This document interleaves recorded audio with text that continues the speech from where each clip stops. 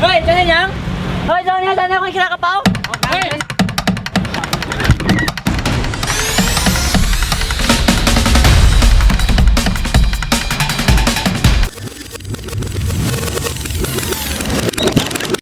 ค่อยซื้อหลัวชิงค่อยเป็นนักศึกษาภาษาลาว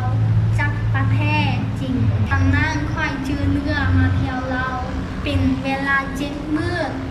เมื่อนี้วันที่7เป็นมื้อสุดท้ายคนกลับจีน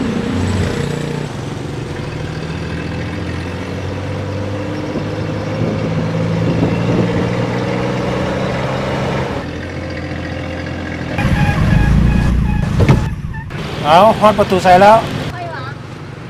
Mister go to ธาตุหลวงธาตุหลวงโอเค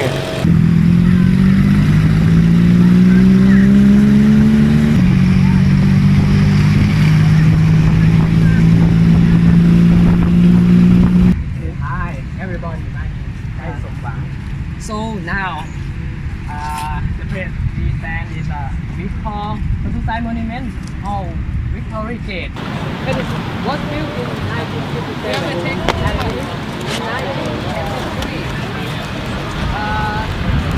เฮ้ยจะเห็นยังเฮ้ยเจ้าเนี่ยจะได้คนขี้กระเป๋าเฮ้ย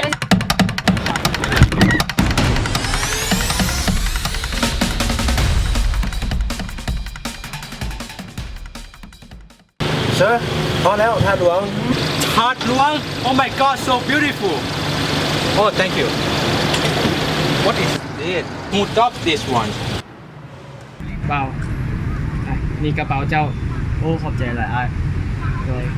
เราไม่ได้หลักกระเป๋าเจ้าขอโทษนะสักขอโทษ ถ้าว่าพวกนี้ยังแล้วคอยไปก่อนเด้อโชคดี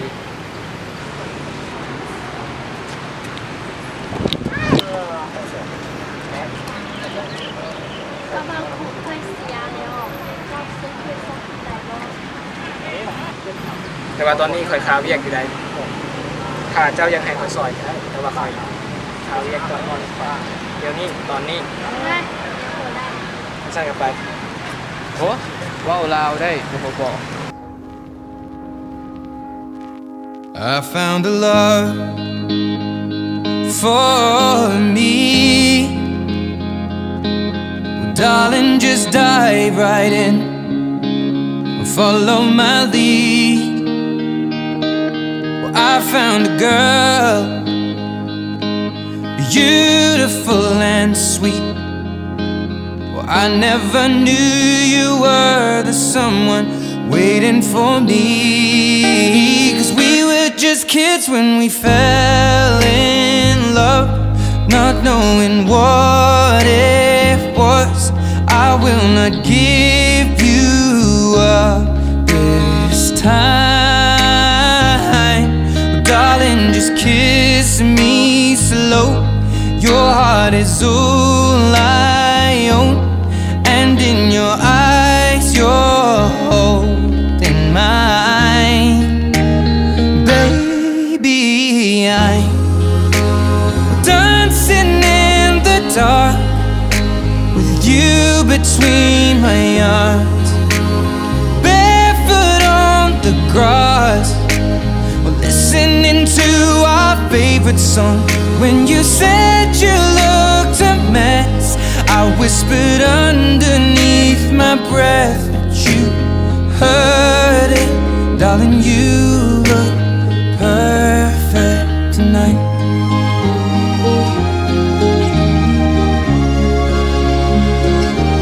Well, I found a woman stronger than anyone I know. She shares my dreams. I hope that someday I'll share her home. I found a love to carry more than just my secrets, to carry love, to carry children of our own. We are still kids, but we're so in love, fighting against all odds.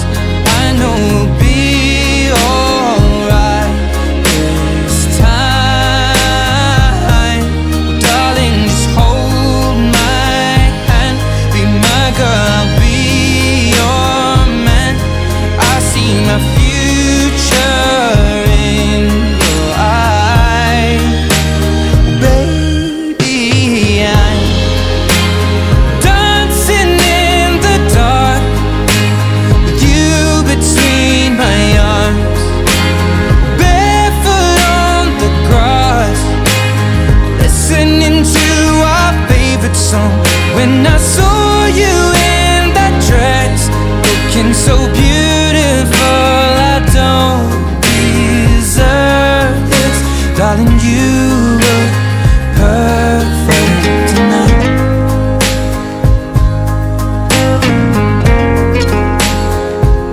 No,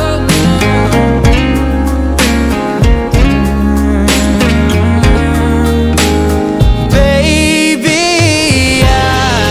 I'm dancing in the dark with you between my arms,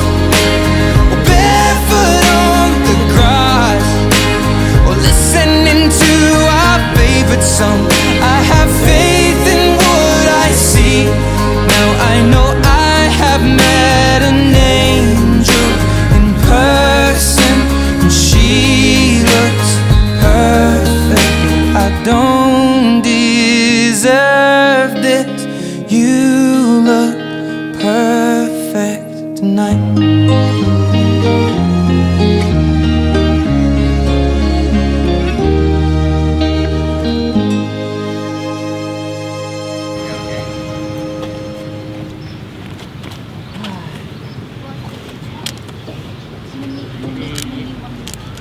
ตกน้ำลุกมันแล้วก็พอแห้งแล้วคือซีพอได้กลับบ้านแล้ว แซ่บไปดิเป็นยังเขาเห็นดีที่สุดแล้ว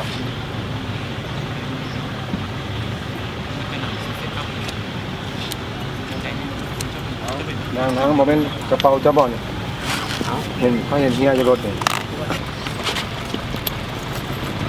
ไม่คงใครไม่คงคงใจเด้อไอ้คงใจเด้อ เป็นยังบอกเป็นของกระเป๋าแล้วเห็นเฮียอยู่รถไม่ของเจ้าบ่ โดยไม่คงใคร โอเคโอเค คงใจ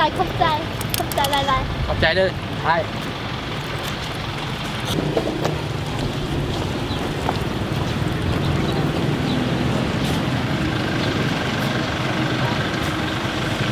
ดีใจนำได้กระเป๋าคืนเรา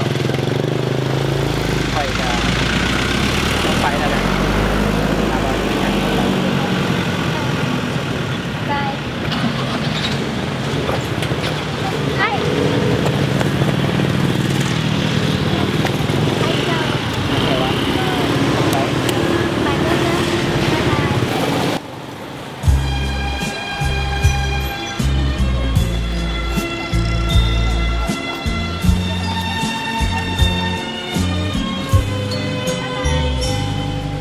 你问我爱你有多深，我爱你有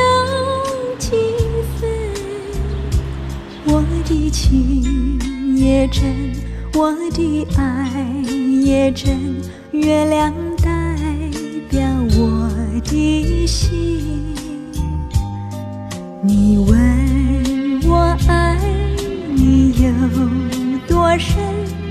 我 หนังยังบ่ทันจบเบิ่งต่อหลังเอ็นเครดิต 几分？我的情不移，我的爱不变，月亮代表我的心。你问我爱你有多深？我爱你有几分？ สวัสดีซื้อนานาเด้อมื้อนี้นานาจะพามาเบิ่งเบื้องหลังเนาะไวๆนี้พวกเราจะมีผลงานก็คือเป็นเรื่องสั้นเรื่องหนึ่งใครอยากรู้ว่ามันเป็นอะไรกันถ้าติดตามมาชมแต่ว่ามื้อนี้เขามาชมเบื้องหลังกับความรู้สึกของนักแสดงเนาะว่าเป็นอะไรมาเบิ่งกันเลย เก็บวันนี้เข้าไป ขอสัมภาษณ์ในมื้อนี้มีความรู้สึกแบบใด มื้อนี้ว่า ลืงหลาย ตื่นเต้น ไม้เปิดแล้วป่ะเจ้า แต่แล้ว เมื่อยหน่อยนึงเนาะเพราะว่ามันเป็นครั้งทวิตในการถ่ายทำเกี่ยวกับหนังจะพบเราเอาขึ้นเอาสายออก โอ้กะในเรื่องสันเรื่องนี้เนาะฮับบทเป็นอย่าง ครับปุ๊บเป็นนักเดินท่องเที่ยว อ่ะสุดท้ายนี้นั่นนายอยากให้ไอ้ลองฝากผลงานเนาะว่าจะเป็นจังใดถือว่าก็เป็นผลงานของพวกเขาเนาะที่ได้แสดงร่วมกันอ่ะ กะฝากทุกคนเนาะให้ติดตามเกี่ยวกับผลงานของเรามันจะเป็นสายมิตรภาพที่ดีๆโตระหว่างลาวจีนเนาะแล้วมันจะมีเนื้อหาสาระที่น่าคู่หลายขอให้ทุกคนติดตามเนาะบ๊ายบาย โอเค ต่อไปเขาจะมาสัมภาษณ์บทนำเนาะมาเบิ่งกันเลย ขอสัมภาษณ์เนี่ยคนเจ้าซื้อหยังอักษรชื่ออักษรในเรื่องสั้นเนาะเขาบทเป็นหยังนางเอกทำมาพวกเขาใจใครไม่แสดงเป็นหยัง我有话想说怎么说ไม่มีสิ่งอยากเบ้า สาระน้ำข่อยแม่ ผมว่าเราถามว่านะเขาอยากมีแนวที่จะเบ้านะว่าภาษาลาวยังไงเขามีสิ่งที่อยากเบ้านะแต่ว่าเราบ่เป็น เราอยากเล่าอย่างวันนี้เมื่อยหลายเล่าอุ้มเล่ามา โดนสอบเลยเล่า1 2 3มีอย่างอยากเล่าเบาความรู้สึกของวันนี้วันนี้เมื่อยหลายเจ็บหัวย้อนไผ่ย้อนผู้นี้因为他เพราะว่าเราเฮบอดีเพราะว่าผู้นี้เฮบอดีค่อยสั่งเราเป็นอย่างคือสั่งเราเขาพูด怎么说เล่น快เล่นเราเฮบอดี快เล่นหลาย ระวังเดือสั่งอันใดมันก็ได้นะ โอ้หยอดอีกอันนี้บอกแปลนี่ค่อยว่าภาษาจีนว้า今天我很烦他演技太差了，我不想跟他演。为什么不换人啊 ？OK แบบนี้สุดท้ายมาพี่กรอักษรสุดท้ายนี้อยากให้ฝากผลงานเรื่องนี้ว่าสิเป็นอะไรเป๊ะให้เราได้ 是你做的结果，还有要告诉大家是怎么看、怎么关注啊？ว่าภาษาจีนได้บ่ว่าภาษาจีนก็ได้今天拍的太慢了吃饭都花了1个小时拍的时间很少大多数都在玩 โอเคเข้าใจเชี่ยเป็นบอกเชี่ยบ๊ายบายต่อไปถ้าการไทยทำก่อนเนาะสั้นกะขอจบเบื้องหลังไว้ซ้ำนี่ก่อนเด้อบ๊ายบาย